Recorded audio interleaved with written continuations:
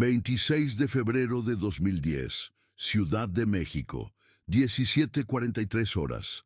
La tarde caía con un resplandor dorado sobre el asfalto caliente cuando Claudia Vega, de 28 años, guardó la última maleta en la cajuela de su Volkswagen Jetta gris. El fin de semana prometía ser perfecto. Hacía meses que ella y Martín Herrera, su novio de 3 años, habían planeado esta escapada a Tepoztlán, ese pueblo mágico enclavado entre montañas donde la leyenda y la realidad se entrelazaban como los dedos de sus manos cada vez que conducían juntos. «Te veo en media hora, mi amor. No olvides traer la cámara», escribió Claudia en su último mensaje a Martín a las 17:49. La pantalla de su teléfono se iluminó brevemente antes de ser guardado en el bolsillo de su chaqueta de mezclilla. El plan era sencillo. Martín saldría de su trabajo en la editorial, pasaría por el departamento de Claudia en la colonia Roma, y juntos emprenderían el viaje de poco menos de 2 horas hacia Tepoztlán, donde habían reservado una pequeña cabaña para el fin de semana. Ana Vega, hermana menor de Claudia, recuerda con claridad aquel día. Claudia estaba radiante. Había tenido un ascenso reciente en la agencia de publicidad, y este viaje era su manera de celebrarlo con Martín. Me mostró las fotos del lugar donde se hospedarían. Me dijo que tal vez regresarían comprometidos. Ana hace una pausa, aprieta los labios. Ese fue el último día que la vi. A las 18:32, Martín llegó al edificio de Claudia. Los vecinos lo vieron estacionar su bicicleta en el rack comunal y subir las escaleras con una mochila al hombro y una pequeña caja envuelta en papel de regalo. Más tarde se sabría que contenía un anillo de compromiso.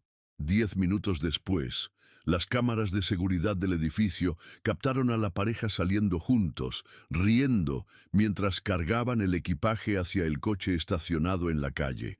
«Dan, nos vemos el domingo por la noche. Te traeré esos tés que tanto te gustan», fue el último mensaje que Claudia envió a su madre a las 18:47, justo antes de arrancar el automóvil. El tráfico de viernes por la tarde en la Ciudad de México era denso, pero fluido. Según los registros de las casetas de peaje, el Volkswagen Jetta gris con placas 735 UMN ingresó a la autopista México-Cuernavaca a las 19:21. La última actividad registrada en el teléfono de Claudia fue a las 20:03, cuando envió un mensaje a su amiga Teresa. «Ya casi llegando a la desviación a Tepoztlán, el atardecer es hermoso.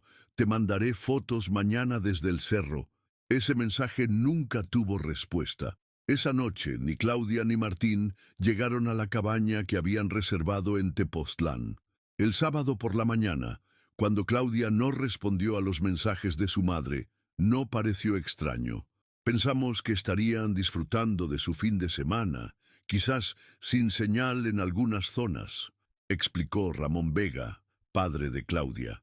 Pero cuando el domingo por la noche no hubo noticias y las llamadas iban directamente al buzón de voz, la preocupación comenzó a crecer. El lunes 1 de marzo, cuando Claudia no se presentó a trabajar y Martín no apareció en la editorial, sus familias reportaron oficialmente su desaparición. La búsqueda inicial se concentró en la carretera entre la Ciudad de México y Tepoztlán.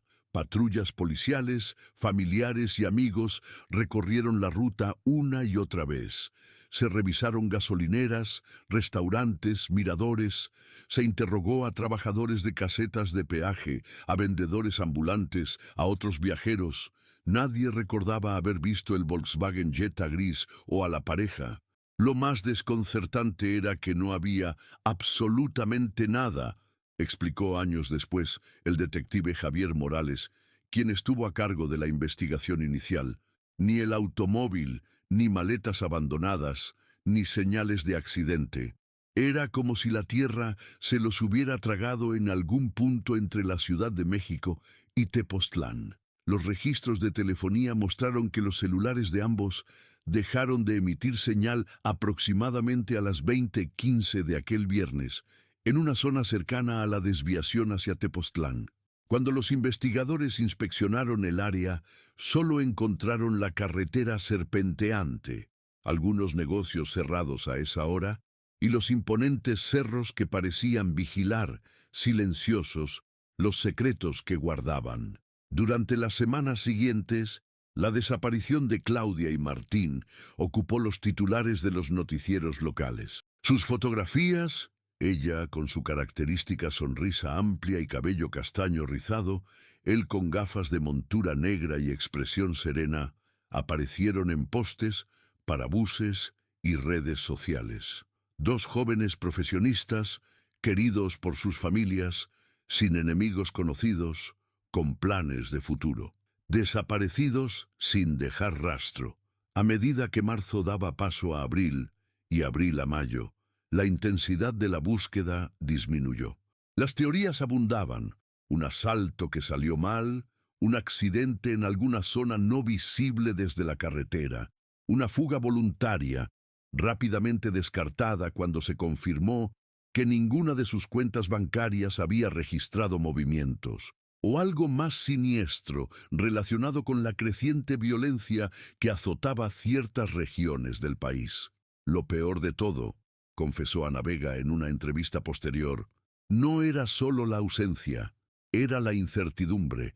No saber si estaban vivos o muertos, si sufrían, si volveríamos a verlos. Cada llamada telefónica, cada golpe en la puerta hacía que mi corazón se detuviera, pensando que podrían ser noticias de ellos. Para finales de 2010, el caso de Claudia y Martín se unió a la dolorosa estadística de personas desaparecidas en México. Su expediente, identificado como CDMX TLP 0379-2010, permaneció abierto pero inactivo, a la espera de nuevas pistas que nunca llegaban. Lo que nadie podía imaginar entonces es que, oculta bajo una piedra a escasos metros de la carretera, la respuesta al misterio estaba ahí, silenciosa, esperando ser descubierta 8 años después. Diciembre de 2010. La familia Vega se sentó alrededor de la mesa navideña con un lugar vacío, el de Claudia. Una fotografía enmarcada ocupaba su espacio, junto a una vela encendida que nadie se atrevía a apagar. Esta imagen se repetiría año tras año, convirtiendo lo que debería ser una celebración en un recordatorio constante de la ausencia. El primer año es el más difícil, le dijo Sofía Herrera, madre de Martín, a Elisa Vega, mientras compartían un café en enero de 2011. Eso es lo que dicen los grupos de apoyo, pero no es cierto. Cada día es el más difícil. Cada mañana que despiertas y por un segundo olvidas, y luego la realidad te golpea de nuevo. Las dos familias, unidas por la tragedia, desarrollaron rutinas paralelas. Los Vega y los Herrera se turnaban para visitar las oficinas de la Fiscalía cada semana, buscando actualizaciones que rara vez llegaban. Contrataron investigadores privados que recorrieron pueblos aledaños, interrogando a habitantes locales, revisando hospitales, incluso morgues. Distribuyeron volantes con las fotografías de sus hijos hasta en los rincones más remotos de Morelos. Teresa Montaño, la amiga que recibió el último mensaje de Claudia, dejó su trabajo como diseñadora para dedicarse de lleno a la búsqueda. No podía seguir con mi vida normal, sabiendo que Claudia y Martín estaban ahí fuera, en alguna parte, explicó en una entrevista para un documental sobre personas desaparecidas en 2012. Revisé cada metro de esa carretera, hablé con cada persona que pudiera haber visto algo esa noche. Alguien tenía que saber algo. En abril de 2011, la investigación dio un breve destello de esperanza cuando un testigo afirmó haber visto un vehículo similar al de Claudia siendo remolcado por una grúa no oficial la noche de la desaparición. Esta pista llevó a los investigadores a varios talleres mecánicos clandestinos en la zona, pero ninguno arrojó resultados concretos. El testigo, un camionero que hacía la ruta regularmente, no pudo proporcionar más detalles que ayudaran a identificar la grúa o a sus ocupantes. Mientras tanto, en las redes sociales, los perfiles de Claudia y Martín se convirtieron en improvisados memoriales. Amigos y familiares seguían publicando mensajes, como si de alguna manera pudieran atravesar el vacío y alcanzarlos. Feliz cumpleaños, hermana.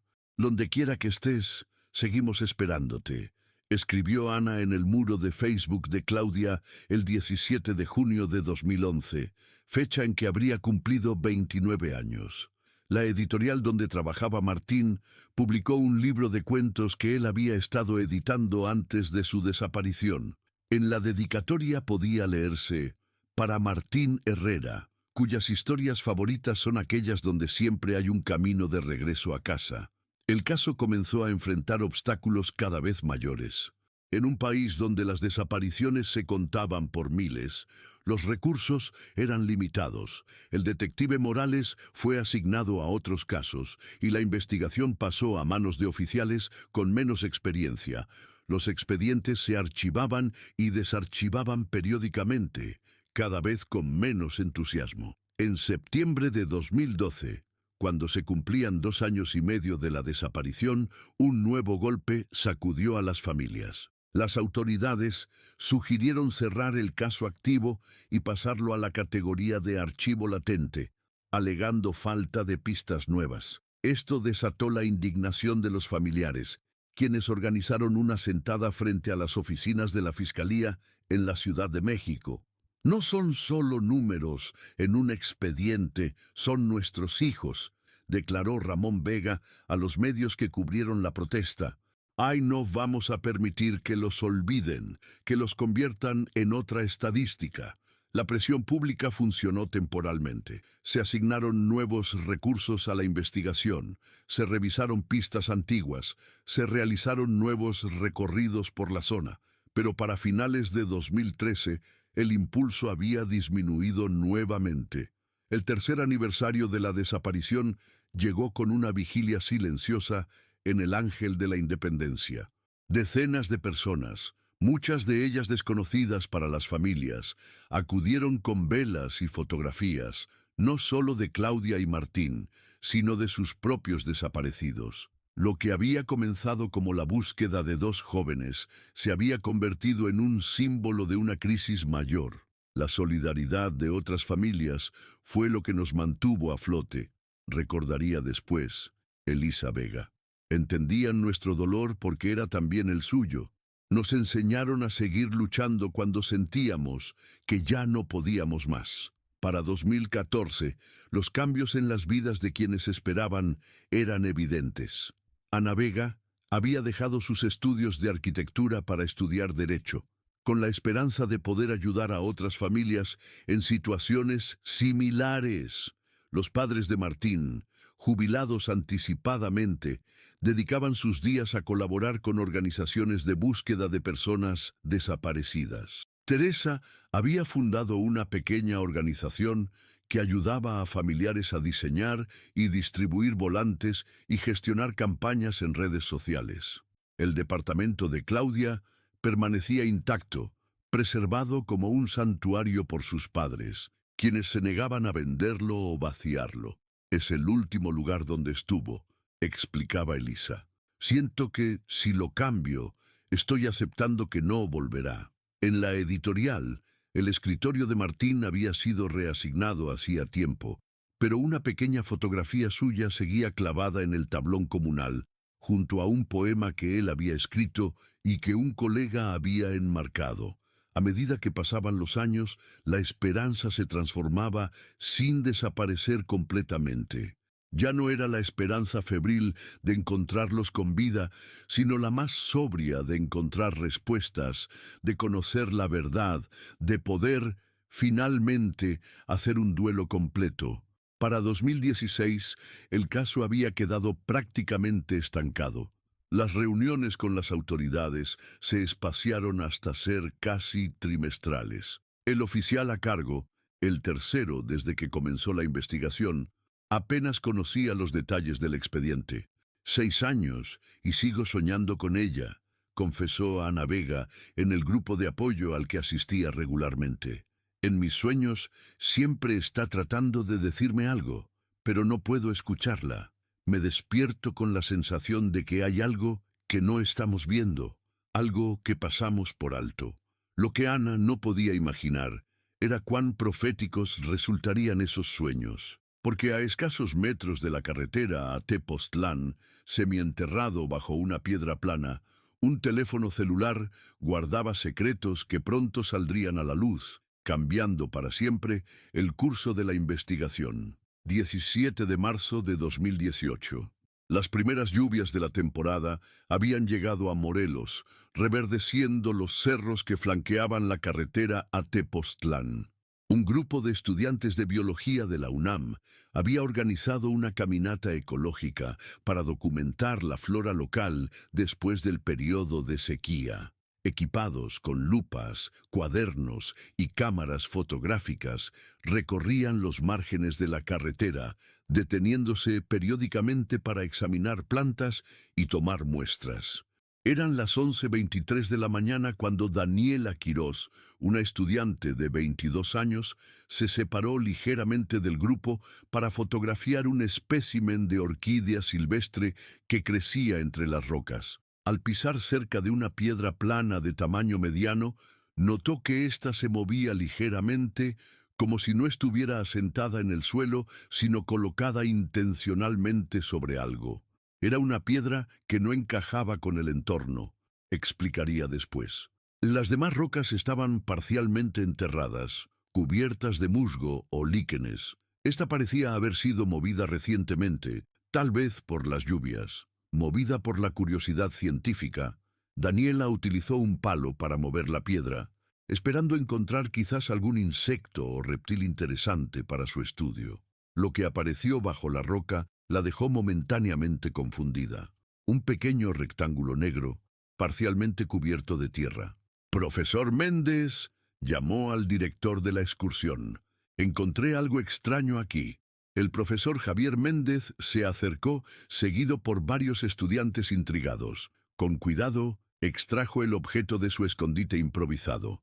La tierra se desprendió revelando lo que claramente era un teléfono celular, un modelo antiguo de BlackBerry. Mi primer pensamiento fue que alguien lo había perdido recientemente y alguien más lo había escondido bajo la piedra, recordó el profesor. Pero cuando lo limpié un poco, me di cuenta de que era un modelo que ya no se veía desde hacía años. Lo verdaderamente desconcertante ocurrió cuando, por curiosidad, el profesor intentó encender el dispositivo. Para asombro de todos los presentes, la pantalla se iluminó débilmente, mostrando el logo de inicio. La batería, contra toda lógica, aún conservaba una mínima carga. Fue casi espeluznante, admitió Daniela. ¿Cómo podía funcionar después de estar a la intemperie? Y entonces el profesor dijo algo que nos heló la sangre. Esto ha estado protegido intencionalmente. El teléfono, aunque funcional, estaba bloqueado con contraseña. El grupo debatió brevemente qué hacer con el hallazgo.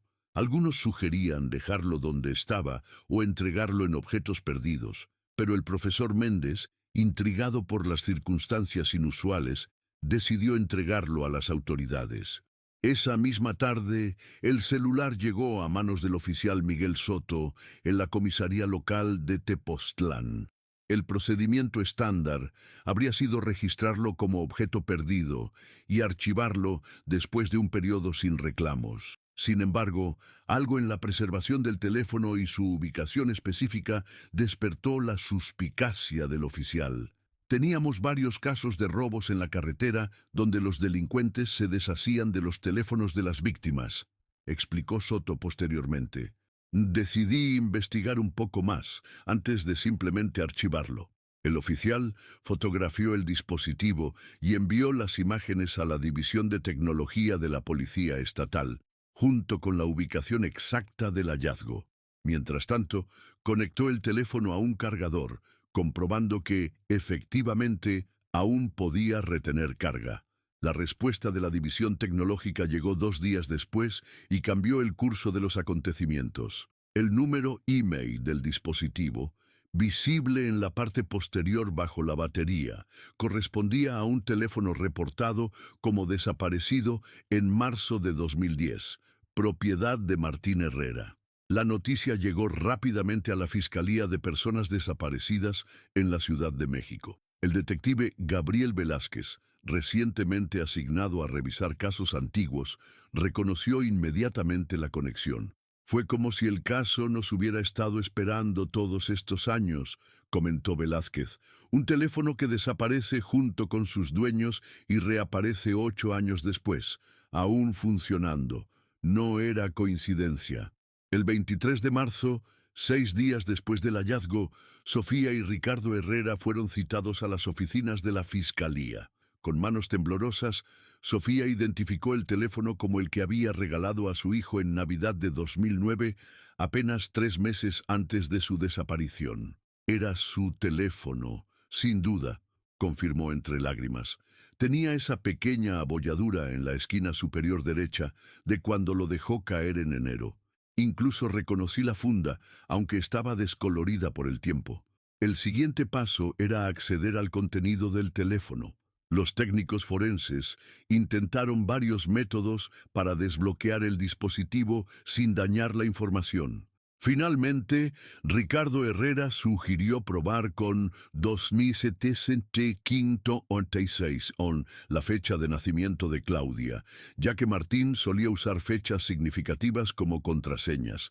La pantalla se desbloqueó, revelando la interfaz característica de BlackBerry. La batería, ya conectada a una fuente externa, permitió a los técnicos acceder al contenido. Lo que encontraron envió una descarga eléctrica a la investigación. En la galería de fotos había una imagen que no había sido transferida a la computadora de Martín, como sí lo habían sido todas las anteriores a la desaparición. Una foto tomada a las 22:47 del 26 de febrero de 2010, más de 2 horas después del último contacto conocido de la pareja. La imagen, borrosa y mal encuadrada, mostraba parcialmente el retrovisor de un vehículo y, reflejados en él, unos ojos que los padres de Martín reconocieron inmediatamente como los de su hijo. Ojos abiertos de par en par, con una expresión que Sofía describió como terror puro. Pero lo más perturbador no era la imagen en sí, sino lo que se veía parcialmente en el fondo. Otra persona, apenas visible, sosteniendo lo que parecía ser un arma. No puedo describirles lo que sentí en ese momento, confesaría después Ricardo Herrera. Era la confirmación de nuestros peores temores, pero también la primera pista real en 8 años. Los técnicos forenses continuaron analizando el teléfono. Descubrieron que había un mensaje en borrador, nunca enviado, escrito a las 23:03 de aquella noche. Si encuentran esto, nos llevaron en una grúa B. El mensaje quedaba cortado ahí. La palabra grúa conectaba directamente con el testimonio del camionero de 2011, quien había mencionado ver un vehículo similar siendo remolcado. Una pista que había sido descartada prematuramente cobraba ahora nueva relevancia. Además, el teléfono contenía registros de llamadas perdidas, 6 intentos de comunicación con el número de emergencias 911 entre las 20:16 y las 20:24, ninguno completado, sugiriendo que estaban en una zona con cobertura muy limitada o que las llamadas habían sido interrumpidas intencionalmente. Lo que nos desconcertaba era cómo el teléfono había permanecido con batería durante 8 años, explicó el técnico forense Javier Díaz. La respuesta estaba en una modificación. Alguien había conectado la batería a una pequeña celda solar improvisada del tipo que se usa en calculadoras. No era un trabajo profesional, pero explicaba cómo el dispositivo había mantenido una carga mínima a lo largo de los años. Esta modificación planteaba nuevas preguntas. ¿Quién había alterado el teléfono de esta manera? ¿Por qué mantenerlo funcionando pero esconderlo? ¿Y por qué ahora, después de 8 años, había sido descubierto? La noticia del hallazgo se filtró a los medios el 27 de marzo. Los titulares volvieron a mencionar los nombres de Claudia y Martín. esta vez con la promesa de que el misterio podría finalmente resolverse. Las familias, cautelosas después de años de falsas esperanzas, observaban el renovado interés con una mezcla de anticipación y temor. Oh, encontrar el teléfono fue como si Martín nos hubiera dejado un mensaje a través del tiempo, dijo Ana Vega en una breve declaración a la prensa. Ahora tenemos que descifrar qué estaba tratando de decirnos. La investigación, dormida durante años, volvió a la vida con intensidad renovada. El detective Velázquez formó un equipo especial dedicado exclusivamente al caso. La zona donde se encontró el teléfono fue acordonada y examinada minuciosamente en busca de más evidencias. Y fue durante esta nueva búsqueda cuando los investigadores hicieron otro descubrimiento crucial. A menos de 200 metros del lugar donde se encontró el teléfono, oculto entre la vegetación densa que había crecido en los últimos 8 años, yacían los restos oxidados de lo que alguna vez fue un Volkswagen Jetta gris. El hallazgo del vehículo de Claudia, oculto entre la maleza a apenas 200 metros de la carretera, desató una actividad frenética. La zona fue declarada escena del crimen y acordonada en un radio de medio kilómetro. Equipos forenses, antropólogos, peritos y policías convergieron en el área como un enjambre. Era como si la montaña hubiera decidido finalmente revelar sus secretos, comentó el detective Velázquez mientras supervisaba las operaciones. 8 años de silencio rotos por un teléfono y ahora esto. El Volkswagen Jetta se encontraba en avanzado estado de deterioro. La vegetación había crecido a través de las ventanas rotas. La pintura gris estaba casi completamente desvanecida y pequeños animales habían hecho del interior su hogar. Sin embargo, los números de serie confirmaron que efectivamente se trataba del vehículo de Claudia Vega. Lo que los investigadores no esperaban encontrar era que el automóvil había sido deliberadamente ocultado. Ramas y vegetación habían sido colocadas estratégicamente alrededor y encima del vehículo, y las marcas en el terreno sugerían que había sido arrastrado o remolcado hasta ese punto, fuera de la vista desde la carretera. El interior del vehículo revelaba signos de violencia, manchas oscuras en los asientos que los análisis preliminares identificaron como sangre, la guantera forzada, el espejo retrovisor arrancado, coincidiendo con la última fotografía tomada por Martín. Sin embargo, no había restos humanos dentro del automóvil ni en las inmediaciones cercanas. La búsqueda se extendió utilizando perros especializados y equipos de rastreo, cubriendo metódicamente cada metro cuadrado de la zona boscosa. El 3 de abril de 2018, los investigadores realizaron un descubrimiento que cambiaría el curso del caso. A aproximadamente 1 kilómetro del vehículo, en una zona particularmente escarpada, los perros marcaron intensamente junto a una formación rocosa. Excavando en el lugar, el equipo encontró restos óseos parcialmente preservados. Los análisis forenses preliminares indicaron que se trataba de restos humanos correspondientes a 2 individuos. Las pruebas de ADN, comparadas con muestras proporcionadas por las familias, confirmaron lo que todos temían. Habían encontrado a Claudia y Martín. Fue un momento devastador y, al mismo tiempo, de extraño alivio, confesó Elisa Vega. Por fin, podíamos comenzar a procesar lo que había sucedido, a despedirnos apropiadamente. El análisis de los restos reveló datos perturbadores. Ambas víctimas presentaban fracturas craneales, compatibles con traumatismos causados por un objeto contundente.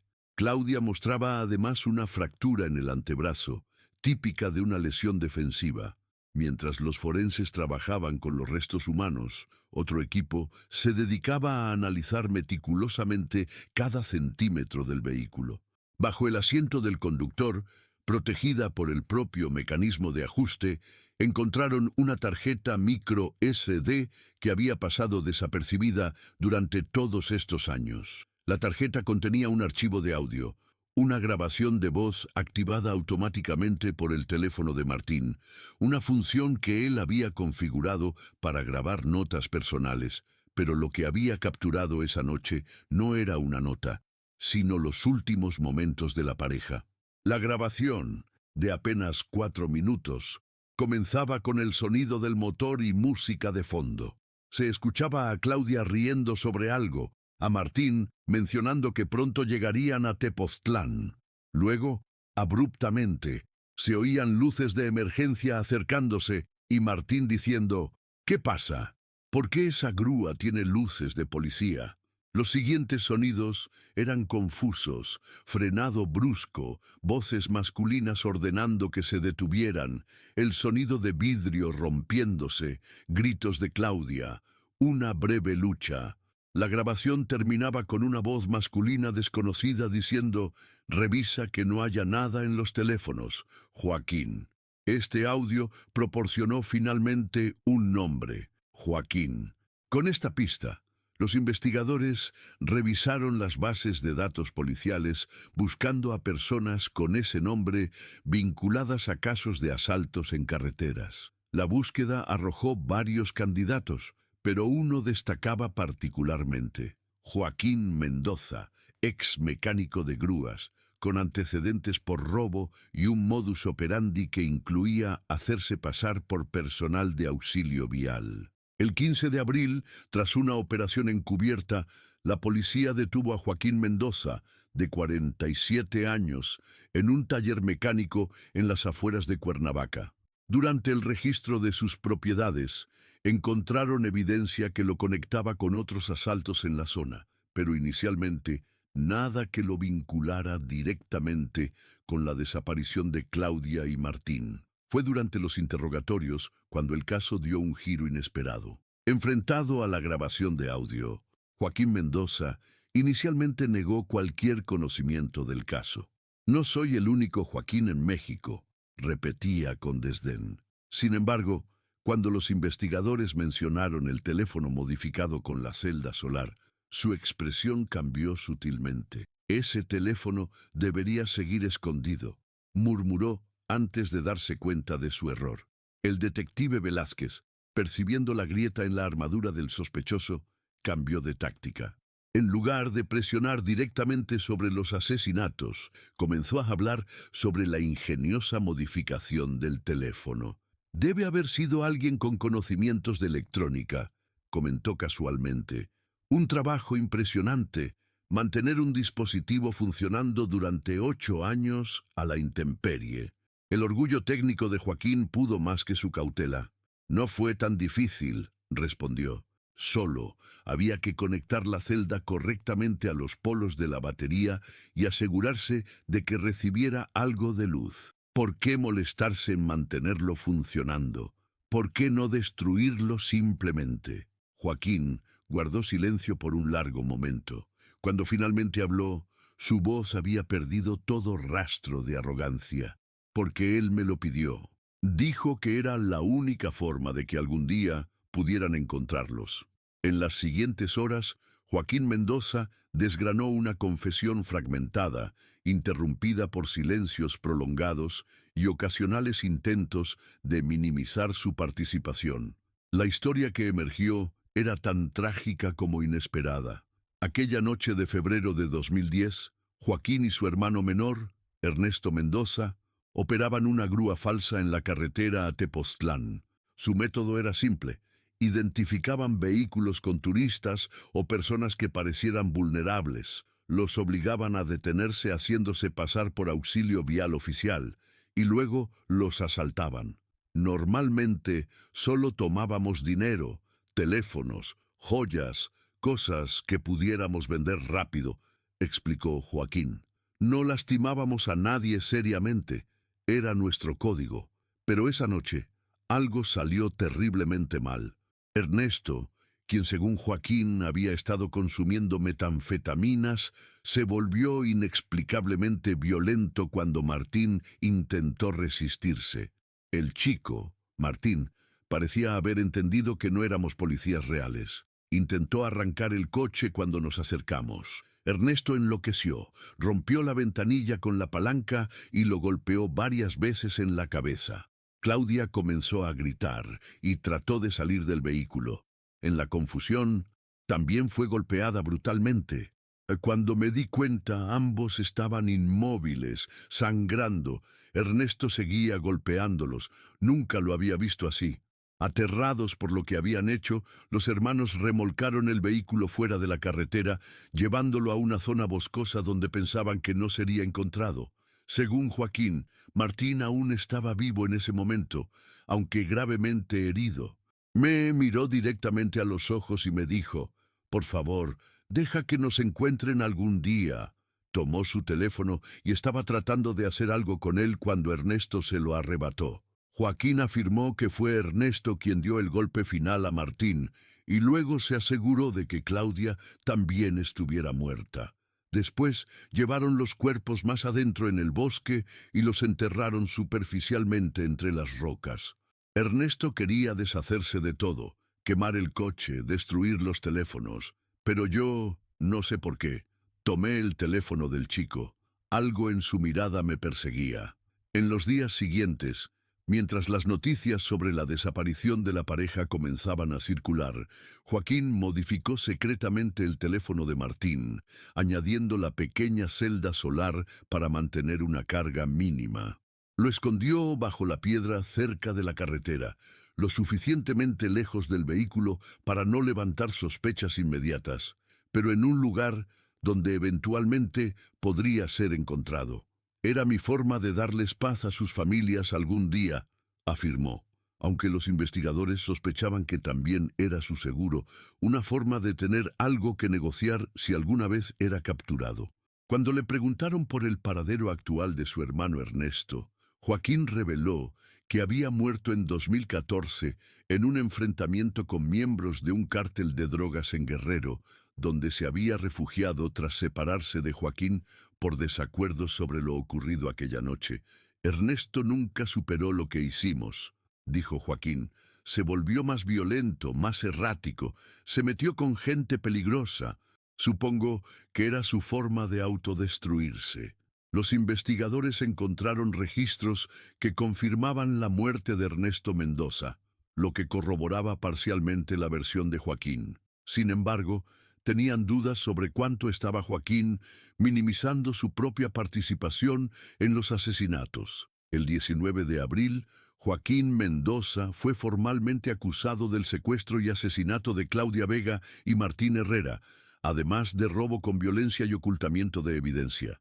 A pesar de sus intentos de culpar principalmente a su hermano fallecido, la Fiscalía sostenía que ambos hermanos habían actuado como coautores del crimen. Ciudad de México, 26 de febrero de 2020. 10 años exactos después de la desaparición de Claudia y Martín, el Parque México, en la Colonia Condesa, inauguraba un memorial especial, un pequeño jardín con 2 cerezos japoneses y una placa de bronce con sus nombres y la inscripción: «La verdad siempre encuentra un camino hacia la luz». Ana Vega, ahora una reconocida abogada especializada en casos de personas desaparecidas, observaba la ceremonia rodeada de familiares, amigos y representantes de organizaciones civiles. Su rostro, marcado por el dolor y los años de lucha, mostraba también la serenidad que solo llega con la resolución y el cierre. «Hoy no solo honramos la memoria de Claudia y Martín», dijo Ana durante su discurso, «honramos también la persistencia de la verdad, la negativa a olvidar y la convicción de que cada persona desaparecida merece ser buscada hasta encontrarla». El caso había concluido oficialmente en noviembre de 2019, cuando Joaquín Mendoza fue sentenciado a 50 años de prisión tras ser encontrado culpable de todos los cargos. El juicio, seguido atentamente por medios nacionales e internacionales, se convirtió en un símbolo de la lucha contra la impunidad en casos de desapariciones. Lo que había comenzado como la tragedia de 2 jóvenes enamorados se transformó en un catalizador para el cambio. Las familias Vega y Herrera, junto con Teresa Montaño, fundaron la organización Luz en el Camino, dedicada a apoyar a familias de desaparecidos y a presionar por mejoras en los protocolos de búsqueda e investigación. El caso de Claudia y Martín nos enseñó lecciones invaluables, explicó el detective Velázquez, quien tras la resolución del caso fue nombrado coordinador de la unidad especializada en búsqueda de personas desaparecidas. Y nos mostró que ninguna pista es demasiado pequeña, que la tecnología puede ser nuestra aliada y sobre todo que nunca debemos abandonar la búsqueda. Una de las reformas más significativas inspiradas por el caso fue el Protocolo Tepoztlán, un conjunto de directrices que establecían tiempos de respuesta más rápidos en casos de desapariciones, mejor coordinación entre agencias y el uso obligatorio de tecnología avanzada desde las primeras etapas de la investigación. Pero quizás el legado más profundo del caso residía en las vidas que había tocado y transformado. Ricardo y Sofía Herrera habían canalizado su dolor en la creación de una fundación que proporcionaba becas a estudiantes de edición y literatura, la pasión de su hijo. Elisa y Ramón Vega habían convertido el antiguo departamento de Claudia en un centro comunitario para familiares de desaparecidos, un espacio seguro donde podían reunirse, compartir información y apoyarse mutuamente. Teresa Montaño, quien nunca dejó de buscar a su amiga, se había convertido en una respetada documentalista cuyo trabajo sobre desapariciones forzadas había ganado reconocimiento internacional y generado conciencia sobre la crisis de desaparecidos en México. En la ceremonia del memorial, mientras los asistentes colocaban flores blancas alrededor de la placa, Ana Vega se acercó discretamente al detective Velázquez. «Sigue habiendo algo que no entiendo», le confesó. «¿Por qué Joaquín mantuvo ese teléfono funcionando durante tantos años? Su explicación sobre la promesa a Martín nunca me convenció del todo». El detective asintió pensativamente. «Hemos estado investigando otros casos antiguos de asaltos en carreteras. Creemos que los hermanos Mendoza podrían estar vinculados a al menos 7 desapariciones más entre 2008 y 2010. ¿Crees que hay más, como Claudia y Martín? Es posible.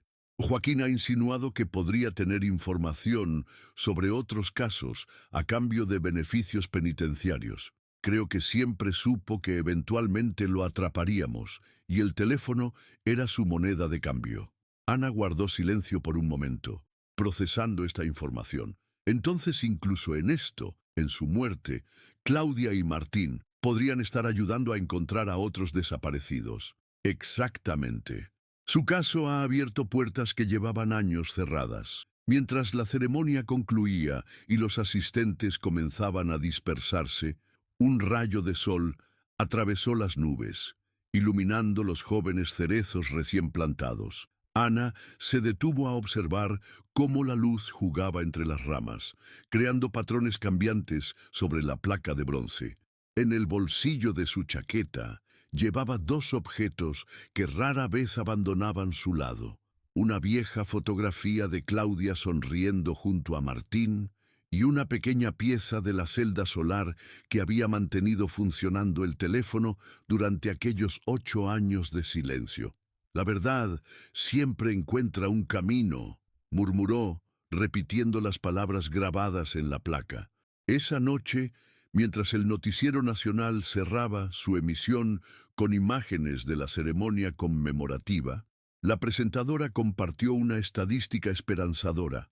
En los 2 años transcurridos desde la resolución del caso Vega Herrera, la tasa de esclarecimiento de casos de desapariciones en la zona central del país había aumentado en un 23%. «A veces», concluyó la presentadora, «se necesita un rayo de luz, por pequeño que sea, para iluminar el camino hacia la verdad». En un apartamento en la colonia Roma, no muy lejos de donde una vez vivió Claudia, Ana Vega apagó el televisor y se acercó a la ventana. La ciudad nocturna brillaba con miles de luces, cada una representando un hogar, una vida, una historia. En algún lugar de esa vasta metrópolis, pensó, había otras familias esperando respuestas, otros desaparecidos cuyos nombres aún no conocía, pero por quienes seguiría luchando. Porque si algo le habían enseñado estos 10 años, era que ninguna oscuridad es permanente, que incluso las verdades más profundamente enterradas pueden, eventualmente, salir a la luz. Como el teléfono de Martín, pacientemente acumulando energía bajo una piedra anónima durante 8 años, la esperanza podía sobrevivir en las condiciones más adversas, esperando el momento adecuado para revelarse y cambiar el curso de la historia. Pareja desaparece en 2010 en la carretera hacia Tepoztlán. 8 años después, hallan celular encendido bajo una piedra. Una historia basada en la fragilidad de la vida, la persistencia de la verdad y el poder transformador de no olvidar jamás a quienes ya no están con nosotros. Prisión Federal de Media Seguridad de Santa Marta, Ciudad de México, julio de 2023. Las luces del pabellón de visitas se atenuaron brevemente antes de estabilizarse.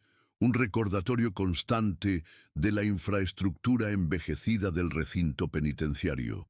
En una mesa apartada, Joaquín Mendoza, visiblemente más delgado y con el cabello ahora completamente gris a sus 52 años, esperaba con las manos esposadas sobre la mesa metálica. Frente a él, colocando metódicamente una grabadora digital y un cuaderno, se encontraba Daniela Quirós, la misma estudiante que 5 años atrás había descubierto el teléfono bajo aquella piedra en la carretera a Tepoztlán. Ahora, convertida en investigadora criminal y colaboradora de Teresa Montaño en sus documentales, visitaba a Joaquín para completar lo que ella consideraba la pieza final del rompecabezas. «Agradezco que haya aceptado verme, señor Mendoza», comenzó Daniela, ajustando la grabadora. «Sé que ha rechazado todas las solicitudes de entrevista hasta ahora». Joaquín contempló sus propias manos por un momento antes de responder. «¿Sabe por qué acepté hablar con usted y no con los periodistas o documentalistas?» Daniela negó con la cabeza. «Porque usted fue quien encontró el teléfono. De alguna manera, eso la conecta con esta historia, como si hubiera sido elegida para completarla». Una leve sonrisa escéptica se dibujó en el rostro de Daniela. «No creo en el destino, señor Mendoza. Creo en las consecuencias de nuestras acciones. Después de 13 años en este laberinto, ya no estoy seguro de la diferencia», respondió él, su voz apenas audible sobre el zumbido de los fluorescentes. Daniela consultó sus notas. «He venido porque hay inconsistencias en su confesión original que nunca fueron aclaradas. Detalles que no encajan. ¿Como cuáles? Como el hecho de que modificar ese teléfono con una celda solar requería conocimientos de electrónica que, según su expediente laboral, usted no poseía. O como la coincidencia de que fuera descubierto justo cuando se cumplía el plazo de prescripción para ciertos delitos asociados al caso». Joaquín permaneció en silencio, su mirada fija en algún punto invisible sobre el hombro de Daniela. «O como el detalle más perturbador», continuó ella, «de que las fibras encontradas bajo las uñas de Martín Herrera no coincidían con su ADN ni con el de su hermano Ernesto, sino con un tercer individuo que nunca fue identificado». Algo cambió en la expresión de Joaquín, una sutil contracción alrededor de los ojos que no pasó desapercibida para Daniela. «La fiscalía cerró el caso satisfecha con su confesión y la condena», prosiguió ella. «Pero algunos de nosotros seguimos buscando la verdad completa». Joaquín finalmente la miró directamente. «¿Y qué cree que ganaría yo diciendo algo más ahora? Ya estoy condenado a pasar el resto de mi vida aquí». «Quizás nada», admitió Daniela. «O quizás la única forma de libertad que aún está a su alcance». El silencio entre ellos se extendió por casi un minuto completo antes de que Joaquín hablara nuevamente. «La modificación del teléfono no la hice yo», comenzó, su voz más firme ahora. «Fue Roberto Cárdenas, un ingeniero que trabajaba en la gasolinera donde parábamos a veces. Él también estaba involucrado en otros asuntos. ¿Qué clase de asuntos? El tipo de asuntos que hacen que personas como Claudia y Martín desaparezcan. Durante las 2 horas siguientes, Joaquín desgranó una historia mucho más compleja y perturbadora que la presentada en el juicio. Habló de una red de criminales que operaba en la carretera México-Cuernavaca. No solo asaltantes ocasionales como él y su hermano habían sido, sino un grupo organizado con conexiones en la policía local. Personas que se aprovechaban de la vulnerabilidad de los viajeros, que seleccionaban cuidadosamente a sus víctimas y que ocasionalmente, cuando las circunstancias lo requerían, hacían que esas personas simplemente desaparecieran. Claudia y Martín no debían morir esa noche, explicó Joaquín. Se suponía que sería un asalto rápido, como tantos otros, pero Martín hizo algo que no esperábamos. Reconoció a uno de los hombres que trabajaba con nosotros, un ex policía llamado Gabriel Serna. ¿Cómo podría haberlo reconocido? Martín había estado trabajando en la edición de un libro sobre corrupción policial. Había visto fotografías, informes. Cuando vio a Serna, lo llamó por su nombre. En ese momento, todo cambió. Según Joaquín, fue Serna quien propinó los golpes mortales, quien ordenó deshacerse de los cuerpos y ocultar el vehículo. Y fue también Serna quien, años después, al enterarse de que Joaquín había preservado el teléfono como una especie de seguro, orquestó su descubrimiento controlado para cerrar el caso, culpando exclusivamente a los hermanos Mendoza, uno muerto y otro dispuesto a asumir la responsabilidad a cambio de protección para su familia. Serna sigue libre, murmuró Joaquín, y no es el único. La red sigue operando, solo que ahora en otras carreteras, con otros métodos. ¿Por qué me cuenta esto ahora?, preguntó Daniela, consciente de que la cinta seguía girando, registrando cada palabra. Joaquín desplazó sus manos esposadas hacia un pequeño rayo de sol que entraba por la ventana enrejada, como si intentara capturar algo de su calor. Porque ya no tengo nada que perder. Mi familia está segura ahora, en otro país. Y porque quizás, solo quizás, alguien como usted pueda encontrar lo que yo nunca busqué: justicia verdadera. Antes de que Daniela pudiera hacer otra pregunta, Joaquín añadió: debería buscar en los archivos del caso del 2007. Una pareja de apellido Morales, desaparecida en circunstancias similares, nunca se encontraron. Pero si mira las fotos del expediente, verá a Serna en segundo plano, como oficial colaborador. Estaba allí aprendiendo el terreno, memorizando el procedimiento, encontrando los huecos en la investigación, preparándose. 3 semanas después de esta entrevista, Daniela Quirós y Teresa Montaño presentaron una solicitud formal para reabrir la investigación del caso Vega Herrera, aportando la grabación y nueva evidencia documental que conectaba a Gabriel Serna con al menos 3 casos más de desapariciones entre 2007 y 2012. El 16 de septiembre de 2023, Joaquín Mendoza fue encontrado muerto en su celda. La causa oficial: suicidio por ahorcamiento.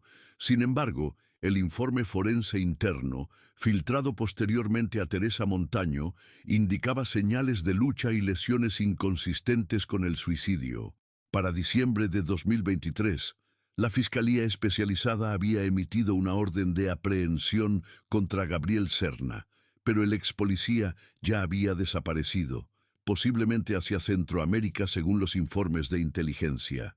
En enero de 2024, durante una renovación menor en el memorial de Claudia y Martín, en el Parque México, los trabajadores descubrieron algo inusual bajo la placa conmemorativa: una pequeña memoria USB sellada herméticamente en resina transparente. Su contenido, protegido por contraseña, fue finalmente accesible cuando Ana Vega sugirió intentar con 2i586 la fecha de nacimiento de Claudia, la misma contraseña que había desbloqueado el teléfono de Martín años atrás. La memoria contenía centenares de fotografías, documentos escaneados, nombres, fechas y ubicaciones. Un archivo meticulosamente compilado por Martín Herrera en las semanas previas a su desaparición. El proyecto editorial en el que había estado trabajando no era simplemente un libro sobre corrupción policial. Era una investigación exhaustiva sobre desapariciones forzadas en carreteras mexicanas y los posibles vínculos con autoridades locales. El último archivo de la memoria era un documento de texto titulado simplemente Por si algo me ocurre. En él, Martín explicaba sus sospechas, por qué creía estar en peligro y cómo había ocultado copias de su investigación en varios lugares. La memoria bajo el memorial era la última que quedaba por descubrir. La investigación de Martín, interrumpida 13 años atrás, estaba finalmente viendo la luz.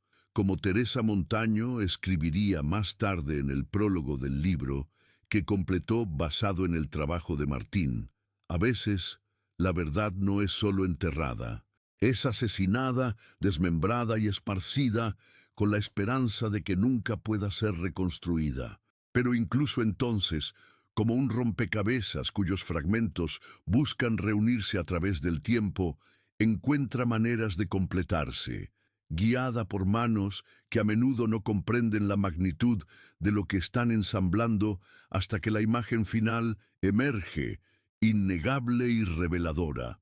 El libro, titulado La luz entre las sombras, el legado interrumpido de Martín Herrera, fue publicado el 26 de febrero de 2025, exactamente 15 años después de aquella noche fatídica en la carretera a Tepoztlán.